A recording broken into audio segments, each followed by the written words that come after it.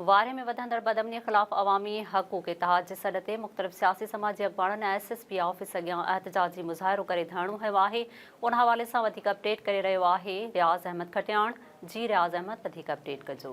जी बिल्कुल, वारा शहर अंदर वधंदड़ बदमनी ख़िलाफ़ वारा अवामी हक़ूक़ इत्तेहाद जी अॻवाणीअ में फाज़ूराव चौक ते पुलिस जी नाअहली ऐं चोरनि जे साथियुनि ख़िलाफ़ एहतजाजी धरणो ॾिनो वियो।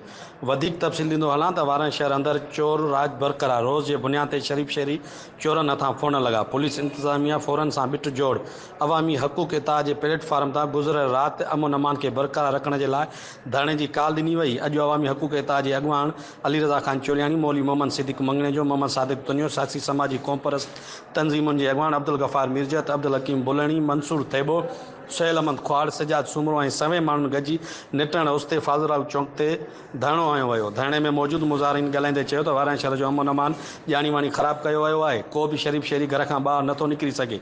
राति जो रोज़ फुरियुनि जी वारदात, ॾींहं ॾिठे हथियारनि जे ज़ोर ते मोबाइल रोक रक़म फुर करे आसानी सां फ़रार थिया वञनि। पुलिस अॻु निंड सुतल, थाणे अॻियां फुर थियणु पुलिस जी नाअहलीअ जी निशानी आहे। रोज़ शहर मां दुकाननि जा ताला तोड़े क़ीमती सामान चोरी करे वञनि था। पुलिस जुआ मंशात पाथारनि था भतो वठण में मसरूफ़ लॻल आहे।